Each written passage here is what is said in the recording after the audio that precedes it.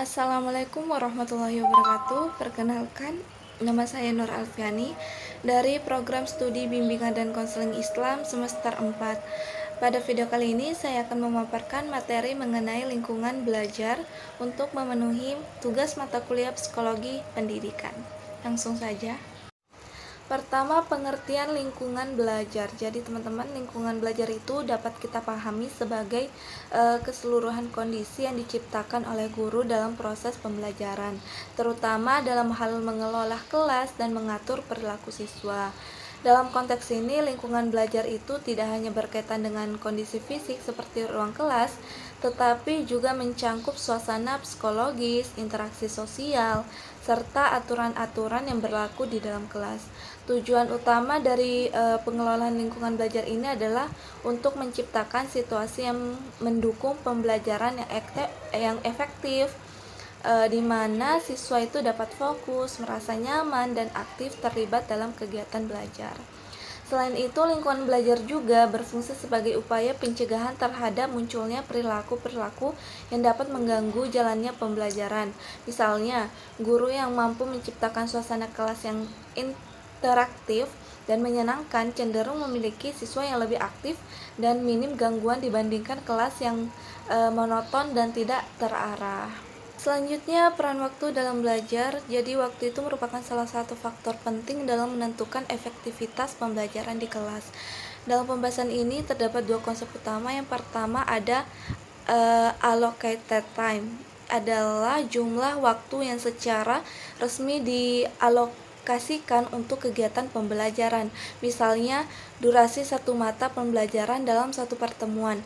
Namun, tidak semua waktu yang dialokasikan tersebut benar-benar digunakan secara efektif oleh siswa. Disinilah pentingnya engaged time, yaitu waktu di mana siswa ini benar-benar terlibat secara aktif dalam proses belajar, baik itu mendengarkan penjelasan, berdiskusi, mengerjakan tugas, maupun bertanya. Jadi semakin besar proporsi engaged time ini dibandingkan allocate time ini, maka semakin efektif pula pembelajaran yang terjadi. Sebaliknya, jika banyak waktu yang terbuang untuk hal-hal di luar pembelajaran seperti gangguan kebisingan atau aktivitas yang tidak relevan, maka hasil belajar siswa itu cenderung menurun. Selanjutnya ada prinsip pengelolaan waktu. Jadi pengelolaan waktu dalam pembelajaran ini harus dilakukan secara efisien agar proses pembelajaran ini dapat berlangsung secara optimal. Prinsip utama dalam pengelolaan waktu adalah meminimalkan waktu yang terbuang, baik karena gangguan di kelas, keterlambatan memulai pembelajaran, maupun transisi antara kegiatan yang terlalu lama. Selain itu, guru juga perlu mengurangi berbagai bentuk gangguan yang dapat mengalihkan perhatian siswa seperti kebisingan atau aktivitas yang tidak relevan dalam pembelajaran. Di sisi lain, penting juga untuk memaksimalkan keterlibatan siswa agar waktu yang tersedia itu benar-benar dimanfaatkan untuk belajar. Salah satu cara yang dapat dilakukan adalah dengan merancang kegiatan pembelajaran yang variatif dan menarik sehingga siswa itu tetap fokus.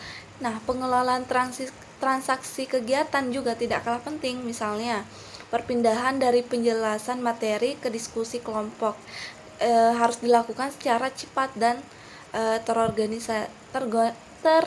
terorganisir agar tidak membuang waktu.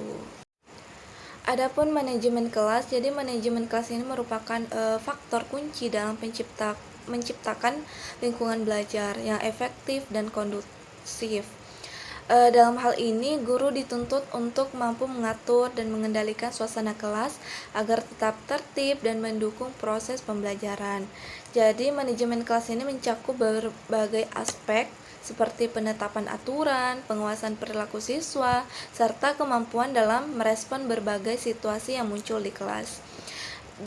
Dan guru ini memiliki kemampuan manajemen kelas yang baik, biasanya mampu menjaga keseimbangan antara ketegasan dan kedekatan dengan siswa. Artinya, guru itu tidak hanya tegas dalam menerapkan aturan, tetapi juga mampu membangun hubungan yang positif dengan siswa. Dengan demikian, siswa ini akan lebih menghargai aturan yang ada dan cenderung berperilaku sesuai dengan harapan, sehingga proses pembelajaran dapat berjalan dengan lancar.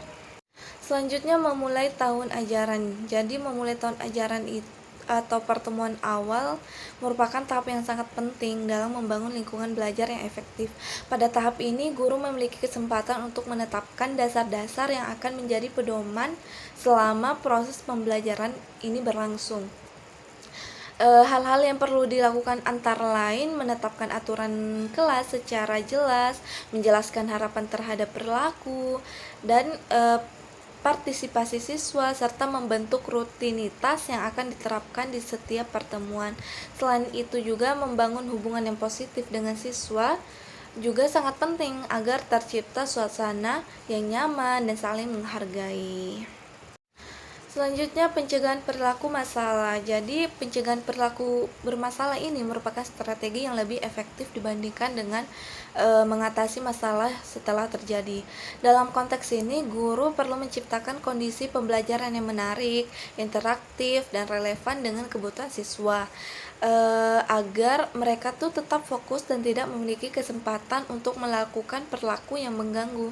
Selain itu, penggunaan waktu yang efisien juga dapat mengurangi peluang terjadinya gangguan, karena siswa itu akan terus terlibat dalam kegiatan belajar.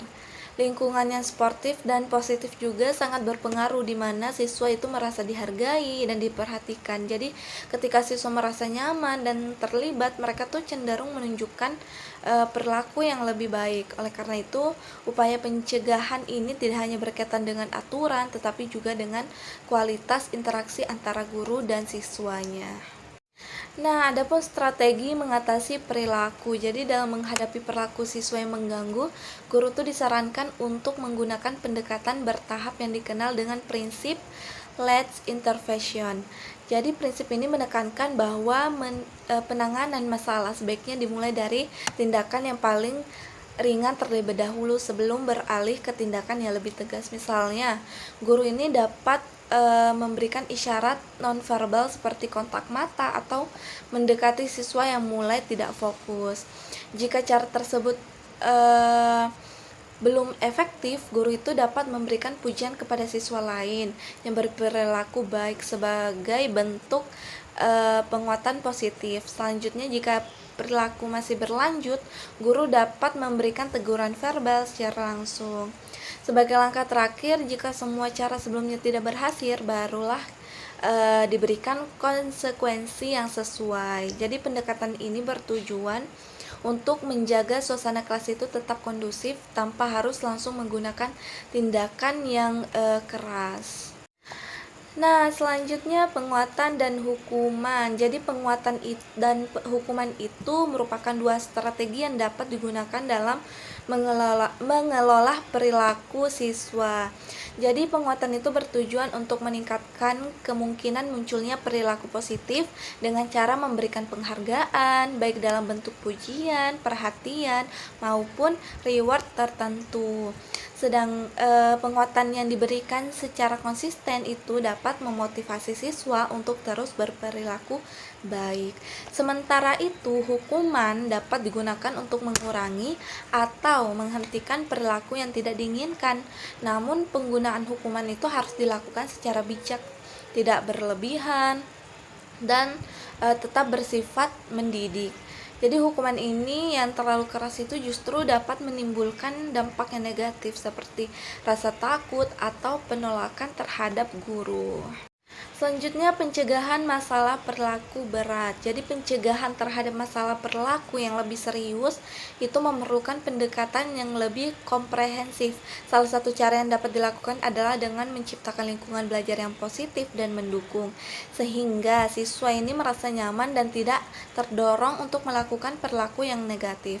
Selain itu, keterlibatan orang tua dan pihak sekolah juga sangat penting dalam menangani masalah perilaku yang berat, karena permasalahan tersebut tersebut seringkali tidak hanya terjadi dalam kelas, tetapi juga dipengaruhi oleh faktor luar. Guru juga perlu mengajarkan keterlibatan sosial kepada siswa seperti kemampuan berkomunikasi, bekerja sama, serta mengelola emosi. Kesimpulannya, jadi secara keseluruhan lingkungan belajar ini memiliki peran yang sangat penting dalam menentukan keberhasilan proses pembelajaran, pengelolaan waktu yang efisien, efektif, dan manajemen kelas yang baik merupakan faktor utama yang harus diperhatikan oleh guru. Selain itu, kemampuan guru dalam menciptakan suasana yang positif, interaktif, dan kondusif juga sangat berpengaruh terhadap keterlibatan dan motivasi belajar siswa. Dengan lingkungan belajar yang baik, siswa tidak hanya lebih mudah memahami materi, tetapi juga dapat mengembangkan sikap dan perilaku yang positif.